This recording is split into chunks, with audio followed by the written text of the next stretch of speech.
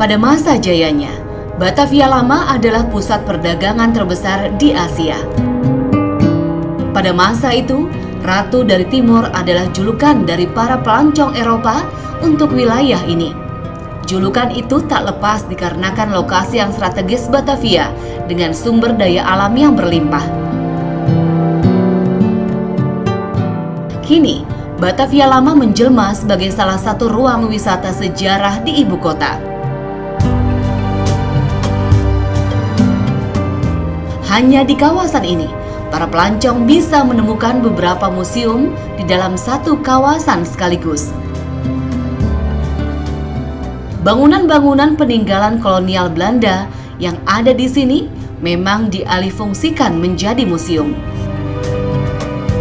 Pada zaman abad 17 sampai dengan abad ke-19, bangunan-bangunan ini adalah Balai Kota Batavia yang menjadi pusat kegiatan rakyat. Setiap sore, para warga berbondong-bondong biasanya mengambil air bersih di satu-satunya mata air yang ada di halaman Balai Kota Batavia.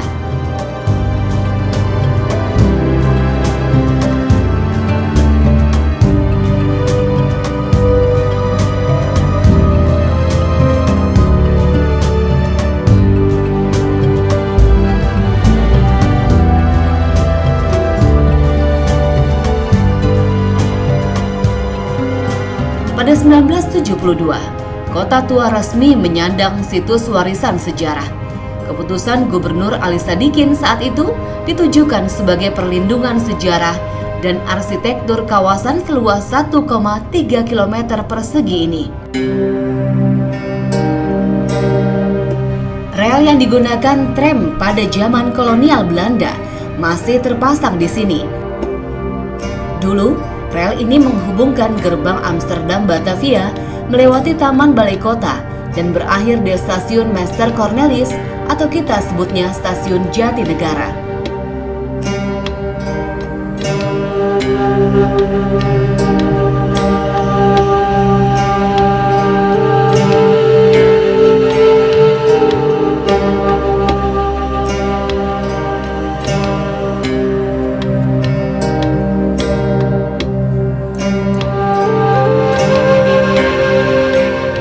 Karena kondisinya yang masih asli, hingga kini kawasan Kota Tua menjadi lokasi sejarah yang banyak dikunjungi warga untuk menikmati suasana Batavia zaman dulu.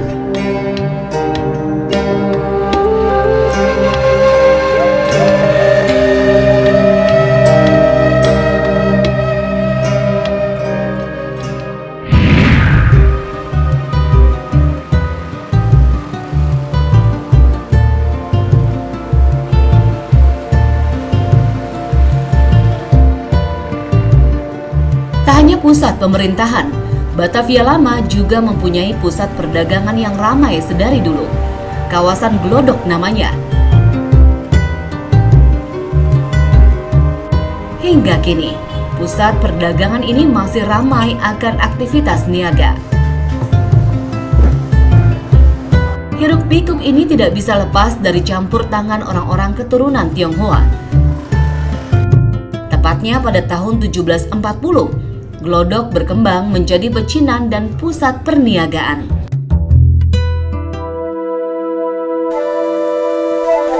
Salah satu simbol ruang interaksi sosial etnis Tionghoa terdapat di petak 9.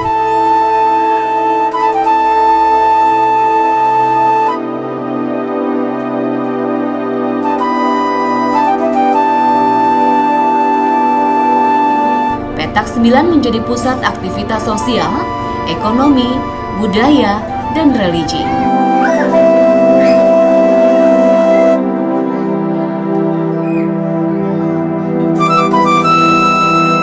Wihara Dharma Bhakti namanya. Pak Candian, saya mau tanya nih, petak 9 itu maksudnya apa sih Pak? Ini kan saya pertama kali datang ke Pecinan nih. Banyak sih versinya ya, tapi yang setahu saya tuh ada 9 petak, 9 rumah yang terus berkembang sampai akhirnya juga banyak orang menerjemahkan petak 9, tapi secara asal usulnya saya juga nggak tahu persis. Oh, jadi dulunya tuh kayak ada sepetak gitu dengan 9 bangunan gitu. Iya. Makanya Petak disebutnya itu petak bangunan, 9. ya. Oh, Nanti, petak 9. petak-petak itu ya sebuah rumah-rumah Tionghoa yang pada saya itu hanya ada di daerah Kampung Pecinan ini. Dulu tuh maksudnya tahun berapa tuh Pak? Itu tahun 1650 juga sudah. Waduh, udah lama sekali ya, udah lama banget. Tapi saya dapat cerita itu dari beberapa literatur yang saya beranggapan saya hidup pada saat itu. Ya, ini salah satunya adalah sebuah kelenteng. Kelenteng.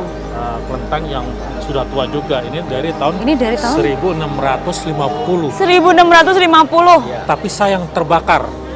Oh, sempat terbakar di tahun terjadi huru-hara pemberontakan orang-orang Tionghoa di Batavia. Tahun 1740. 1740. Baru dibangun lagi pada tahun 1755.